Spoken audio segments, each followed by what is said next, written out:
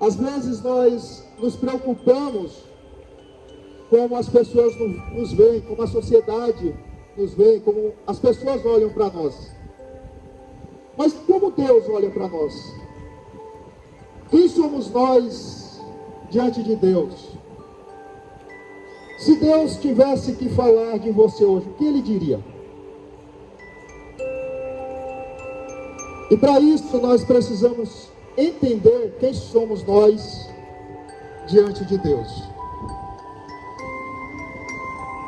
Eu fiquei perguntando para Deus qual a palavra de hoje, e Deus me trouxe uma palavra simples, mas objetiva. Primeiro livro da Bíblia, Gênesis, capítulo de número 1, e versículo de número 1, que vai dizer assim: no princípio, criou Deus os céus e a terra era sem forma e vazia, e havia trevas sobre a face do abismo, e o Espírito de Deus se movia sobre a face das águas. E disse Deus: haja luz, e houve luz. E viu Deus que era boa luz, e fez Deus separação entre a luz e as trevas. Glória a Deus. Agora, versículo de número 26, para a gente entender um pouco mais desta palavra. E disse Deus: façamos o homem à nossa imagem, conforme a nossa semelhança, e domine sobre os peixes do mar, e sobre as aves dos céus, e sobre o gado, e sobre toda a terra, e sobre todo réptil que se move sobre a terra. E criou Deus o homem à sua imagem, a imagem de Deus o criou, macho e fêmea os criou. E Deus os abençoou, e Deus lhes disse: frutificai e multiplicai-vos, e enchei a terra, e sujeitai-a, e dominai sobre os peixes do mar, e sobre as aves dos céus, e sobre todo animal que se move sobre a terra. Queridos, olha que passagem maravilhosa. Se nós formos refletir a fundo nesta passagem, durante toda a criação, Deus ele vai apenas falando. Assim como foi no começo, ele fala: haja luz, e houve luz. E no decorrer da criação ele vai falando: haja separação entre luz e trevas, e assim aconteceu. Ele vai falando: haja as estrelas, e elas aparecem. Haja árvore, a árvore é criada. Cria-se os peixes segundo a palavra de Deus. Tudo Deus ele vai apenas falando. E a primeira coisa que eu quero dizer para você é: a palavra de Deus tem poder para trazer à existência aquilo que não existe. Eu não sei o que você está buscando para a sua vida. Eu não sei o que você quer para a sua vida. E talvez aquilo que você busca, você olha, e aos seus olhos é impossível. Mas Deus tem uma palavra para você. A palavra de Deus tem poder. A palavra de Deus traz à existência aquilo que não existe. Porque Deus é Deus de coisas extraordinárias. É Deus de coisas sobrenaturais. É Deus de impossível. Nós olhamos para as coisas ao nosso redor e achamos que é impossível acontecer algo. É impossível sair algo dali. Mas quando Deus põe a mão, quando Deus libera a palavra, acontece. Porque Ele é um Deus do impossível. Aleluia. E tudo foi se criando conforme a palavra de Deus. Porque a palavra de Deus tem poder. E Deus te trouxe aqui, aonde você está me ouvindo nesse momento, para te dizer: eu ainda sou Deus que tem uma palavra mais poderosa. Eu ainda sou um Deus que opera milagres. Eu ainda sou Deus que traz à existência aquilo que não existe. eu ainda sou Deus que cura, eu ainda sou um Deus que liberta, eu ainda sou um Deus que salva família, porque quando Jesus entra na casa de Zaqueu, ele fala, hoje entrou salvação nesta casa, e esse Deus que está aqui nessa manhã, ele está do seu lado, para dizer para você, a tua família tem jeito, ainda tem salvação para a tua casa, ainda tem salvação para o teu casamento, ainda tem salvação para a tua família, ainda tem vida na tua casa, aleluia. Deus não mudou e Ele nunca mudará. E assim como Deus falava e as coisas aconteciam, ainda é nos dias de hoje. Se nós acreditarmos verdadeiramente no Senhor, Ele vai mudar a nossa história. Ele ainda transforma vidas. Ele ainda é Deus que cura. E eu sou prova disso. Eu sou prova que Deus cura doenças que os melhores médicos não conseguiam descobrir o que era. E vão continuar sem saber, porque Deus me curou. Aleluia, louvado seja Deus. Deus é um Deus que cura as doenças que para o homem é incurável. Deus é um Deus que ainda ressuscita.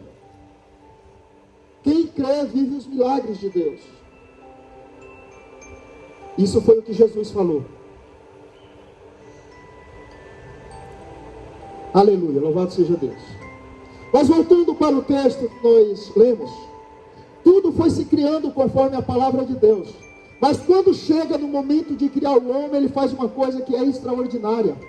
Porque assim como ele falou para que houvesse luz, que houvesse peixes, que houvesse separação entre luz e trevas, que houvesse as estrelas do céu, ele poderia falar também, haja homem.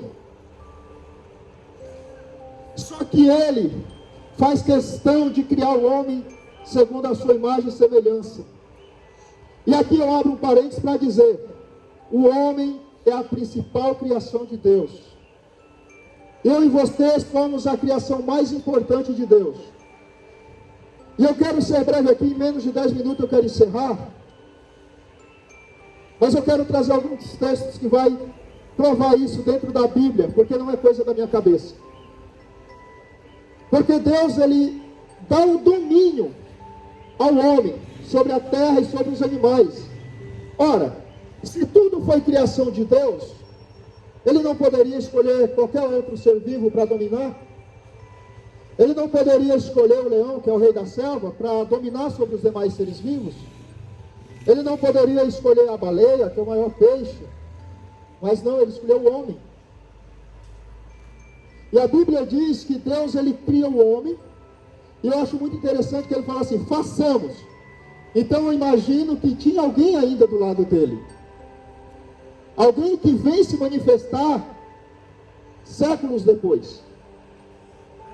E Ele começa a criar o homem, uma criação perfeita. E fala, esse aqui não vai ser dominado, ele vai dominar. Ele que vai escolher o nome dos animais, Ele que vai escolher o nome das plantas. É Ele que vai decidir aqui agora. E não bastante, todos os seres vivos que nós conhecemos, eles já surgem com vida. Ele cria os peixes já estão com vida. Ele cria os animais terrestres, eles já saem com vida. Ele cria as aves, e as aves já estão com vida, mas Ele cria o homem sem vida. Todos os seres foram criados com vida, mas o homem, que é a sua imagem, a sua semelhança, Ele cria sem vida. Eu costumo brincar que Deus, Ele pôs a mão no barro, literalmente, começa a trabalhar, só que o homem não tem vida, é um ser morto. Agora, se Ele é um Deus vivo, um Deus todo-poderoso, por que Ele cria a sua imagem e a sua semelhança sem vida? Tudo tem vida, menos o homem. E aí vem a parte que nós precisamos entender qual que é a nossa importância para Deus. Tem gente que é contra falar que nós somos a principal criação de Deus. Mas está aqui na Bíblia. A Bíblia vai dizer que Deus, Ele sopra o seu fôlego nas narinas do homem. Ele está dizendo, não vai ter só a minha imagem, não vai ser só a minha semelhança, vai ter o meu espírito dentro dele. Aleluia. Vai ter a minha própria vida. Vai respirar o próprio ar do Senhor, do Deus dos exércitos. É a vida do próprio Deus que há em nós. É o mesmo Espírito de Deus que Ele soprou sobre nós. E aí é onde nós entendemos a importância que nós temos para Deus. Porque você não vê na Bíblia, Gênesis e Apocalipse, Deus dando o seu fôlego para outro ser vivo. E como eu mencionei, Ele poderia ter feito isso com qualquer outro ser vivo. Qualquer outro ser vivo poderia dominar o homem, mas o homem é que domina todos. Nós estamos aqui nessa pracinha, para você entender. Essa árvore, ela cresceu aqui, ela nasceu aqui. Mas o homem tem o poder de decidir se ela continua aqui ou não. Ela não pode decidir se nós continuamos aqui ou não. Amém? Mas o homem, ele tem esse poder de decidir. Ele pode vir aqui e cortar, arrancar ela fora. Mas ela não pode ir onde nós estamos e nos tirar de lá. E você não vê homem aprisionado embaixo do mar. Mas você vê peixes em aquários nas casas. Tem os aquários aí, que os peixes são aprisionados lá. Porque eles não estão no seu habitat natural. Para quê? Para o homem ir lá, olhar, ficar perto. O homem aprisiona pássaros. O homem aprisiona leão. Ele doma o leão. Mas você não vê o animal dominar o homem. Olha como é maravilhoso isso, a importância que nós temos para Deus. Nós não nascemos para ser dominados, nós nascemos para dominar os demais seres. Não homem dominar homem, mas nós dominamos os demais seres vivos. Nós decidimos por eles. E quando nós vamos no decorrer da história, e eu já caminho para o final dessa mensagem, para não ser cansativo, você agora vai lá em João 3,16, e a palavra vai dizer assim, ó: porque Deus amou o mundo de tal maneira que deu seu Filho unigênito, para que todo o que nele crê não pereça, mas tenha vida eterna. Aí eu pergunto, por que Jesus veio dar a sua vida? Foi pelos peixes? Foi pelas árvores? Afinal de contas são seres vivos, as árvores. Foi pelas aves dos céus? Não. Foi pelo homem. Aquele a quem Deus formou do pó da terra, pôs a sua mão, criou segundo a sua imagem e sua semelhança. Aquele a quem Deus deu o seu fôlego. Precisou ele se tornar em homem, ser perseguido, ser caluniado, ser chicoteado e morrer para reaproximar essa criação de Deus. Mas a gente vai um pouco mais para frente. Agora, nós que éramos chamados de criaturas, de servos, agora Jesus, ele vai nos ensinar uma oração. E ela começa falando assim: Pai nosso. Jesus, ele nos ensina que nós temos um Pai. No livro de Mateus, capítulo de número 6, vai estar esta oração. Eu quero ler um pouquinho aqui com você. Olha só, versículo de número 3. Mas, quando tu deres esmola, não saiba a tua mão esquerda o que faz a tua direita, para que a tua esmola seja dada ocultamente. E teu Pai, que vê em segredo, te recompensará publicamente. O Pai que Jesus está falando, que é o meu e o teu Pai, é o Deus Todo-Poderoso, Senhor dos Exércitos. E ele continua dizendo: e quando orares, não sejas como os hipócritas, pois se comprazem orar em pé nas sinagogas e às esquinas das ruas para serem vistos pelos homens. Em verdade vos digo que já receberam o seu galardão.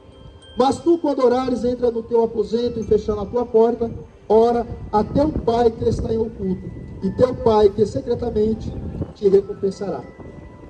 Então veja que Jesus, ele está nos ensinando que agora nós não somos mais apenas uma criatura, nós não somos apenas servos, agora nós somos filhos de Deus. E João, capítulo 1, versículo 12, vai dizer que ele veio para os seus, mas os seus o rejeitaram. Mas todos quanto recebem, é dado-lhes o poder de ser chamado filho de Deus. E aqui eu quero finalizar essa mensagem dizendo para você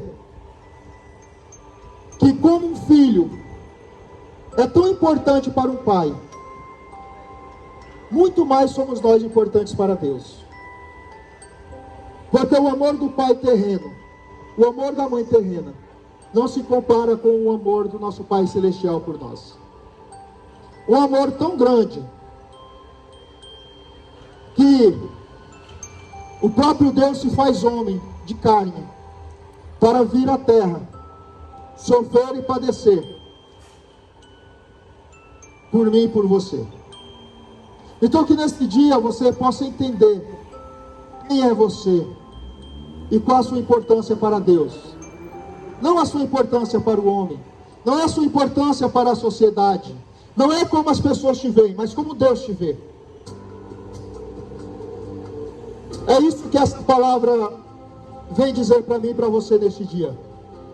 Você é filho de Deus, você é importante para Deus, e Deus tem coisas muito melhores para você. Porque Jeremias capítulo de número 29, versículo 11, o Senhor vai dizer assim: eu bem sei os pensamentos que eu tenho a vosso respeito, pensamentos de paz e não de mal, para vos dar o fim que desejais. Deus, Ele tem para nós coisas muito maiores do que aquilo que nós imaginamos. O que nós queremos, o que nós imaginamos para a nossa vida, o que Deus tem está muito além. E é desse Deus que eu quero falar para você neste dia.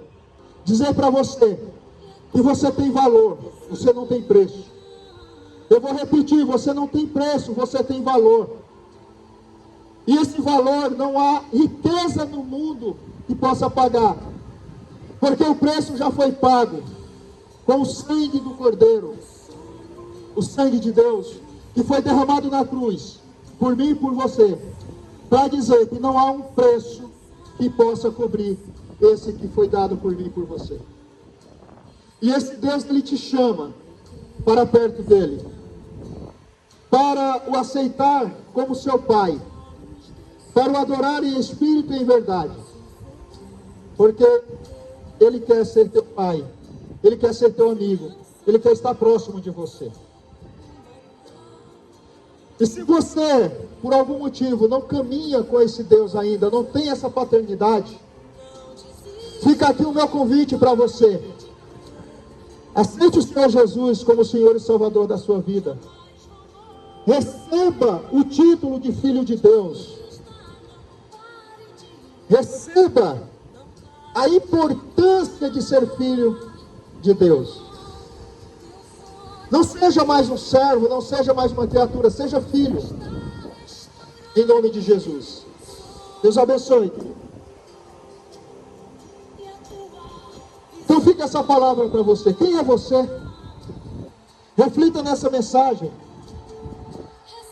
Se você não é filho ainda, se você ainda não recebeu esse direito de ser chamado filho de Deus, porque como diz João 1,12, todos quanto receberam, foi dado-lhes o poder de ser chamado de Deus. Nós precisamos receber Jesus na nossa vida, aceitar Ele como Senhor e Salvador da nossa vida. E assim ganhamos o direito de ser chamado filho de Deus. Eu faço um convite. Entrega a sua vida para Jesus neste dia. Entrega a sua família. Salmos 37:5 diz assim: entrega os teus caminhos ao Senhor, confia nele e tudo Ele fará. Deixa Deus cuidar da tua história. Deixa Deus cuidar da tua vida. Deixa Deus cuidar da tua família. Deixa Deus cuidar das suas finanças. Deixa Deus cuidar do teu emprego. Deixa Deus cuidar dos seus negócios. Deixa Deus cuidar de tudo. Entrega a sua vida para Ele. E deixa que Ele cuide de tudo para você. Em nome de Jesus, essa é a palavra. Nós vamos colocar um último louvor aqui. E eu deixo um convite. Se você quiser receber uma oração.